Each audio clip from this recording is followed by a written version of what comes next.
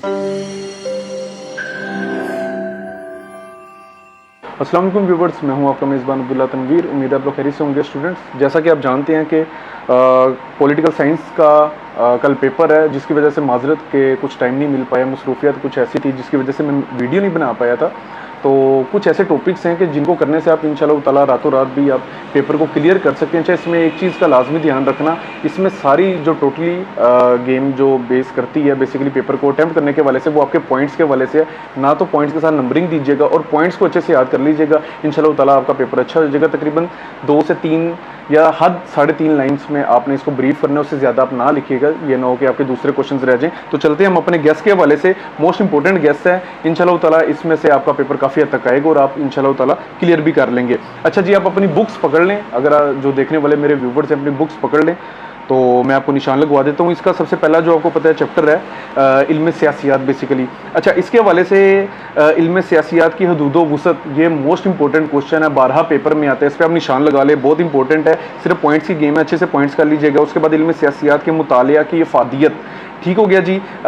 तीसरा और चौथा क्वेश्चन जो है पहले चैप्टर का मोस्ट इंपॉर्टेंट क्वेश्चन है, आप निशान लगा लें, इनको अच्छे से कर लीजिएगा। उसके बाद हम दूसरे चैप्टर में आ जाते हैं, रियासत के लाजमी नासर और इसकी खसूसियात। मोस्ट इंपॉर्टेंट क्वेश्चन है। अच्छा, इसके वाले से एक काम लाजमी कीजिएगा, अगर हम इल्म सियासत के वाले से भी बात करते हैं तो इसके अकॉर्डिंग जो आपको पता है डेफिनेशंस होंगी ना, जो इसके अकॉर्डिंग दी होंगी जिन मुफक्करीन ने, उसमें से 2 आप कर लें तारीखी मुफक्करीन जो ओल्ड हमारे गुजर चुके हैं, और जो 2 होंगे जदीद मुफक्करीन, उनकी राय कर लीजिएगा। टोटल 4 डेफिनेशंस आप कर लेंगे। जब लिखेंगे आपको अच्छे वो मार्क्स दे देगा, नंबर्स दे देगा।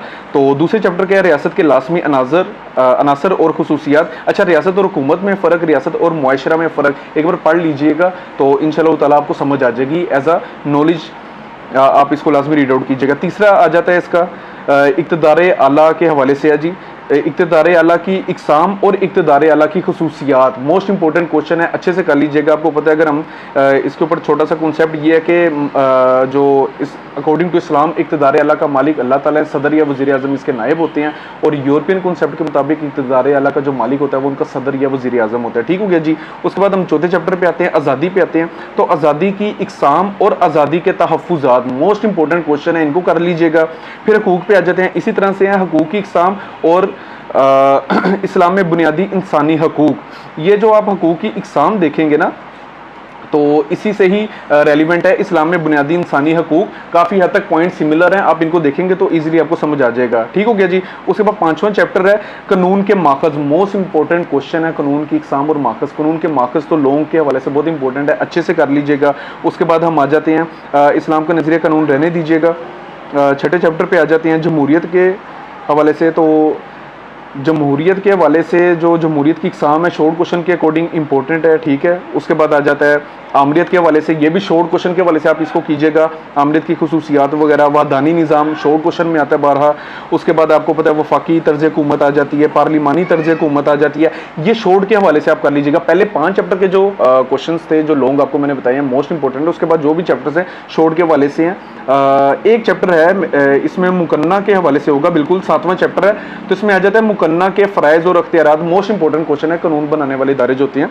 तो मुकन्ना के फ़राइज़ और अख्तियारात, ये लोंग के हवाले से, इसको लोंग के हवाले से कीजिएगा, मोस्ट इंपॉर्टेंट है। उसके बाद 8वां चैप्टर आ जाता है बालिग